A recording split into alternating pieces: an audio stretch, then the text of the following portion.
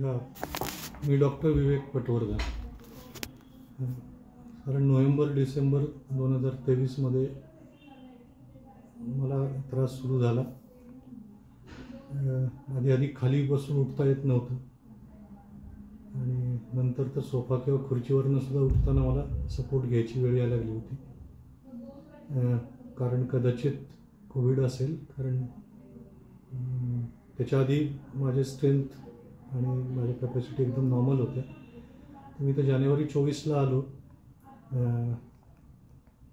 त्याच्यानंतर पहिल्या दिवशी माझी सविस्तर डिटेल असेसमेंट केली गेली आणि नंतर मी इथे साधारण 1.5 महिन्यात 14 सेशन्स केले. त्यात हळूहळू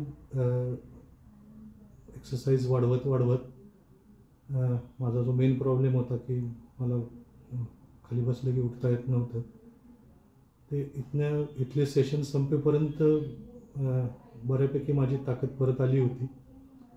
आणि ताकद परत येण्यापेक्षा माझा कॉन्फिडन्स परत आला होता की मी पहिल्या लेवलला परत जाऊ शकेन.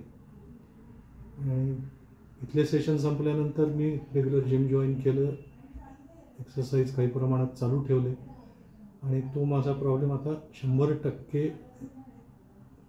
नाहीसा झालेला आहे. आणि माझी स्ट्रेंथ प्रोबॅबली 4 वर्ष पूर्वी जेवढी होती त्याच्या ऑलमोस्ट 90% स्ट्रेंथ परत आलेली असं मी म्हणेन. पुढे व्यायाम चालू ठेवायचे इन्स्ट्रक्शन्सही मला काय करायला पाहिजे पुढं सगळं सांगितलेलं आहे. मी शक्यतोवर ते पाळायचा प्रयत्न करून मी ते चालू ठेवतो आहे.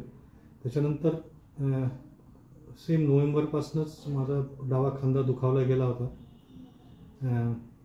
विमानात कुठनं तर वरची बॅग उतरवताना झाला असावं असं मला वाटतं. पण ते मुख्य प्रॉब्लेम इतका जास्ती होता की त्याच्याकडे मी खूपसं लक्ष देत नव्हतो.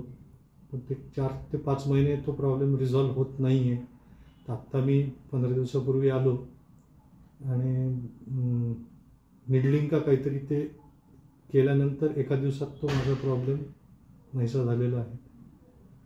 माझं शोल्डर एकदम पहिल्यासारखं आता फ्री झालेलं आहे आणि ते तसं मेंटेन करण्यासाठी जे पुढे स्ट्रेचिंग किंवा स्ट्रेंथनिंगचे जे एक्सरसाइज जरुरी आहेत ते मला सांगितलेले आहेत आणि ते आता मी पुढे करत राहीन. Best wishes to rehab centre.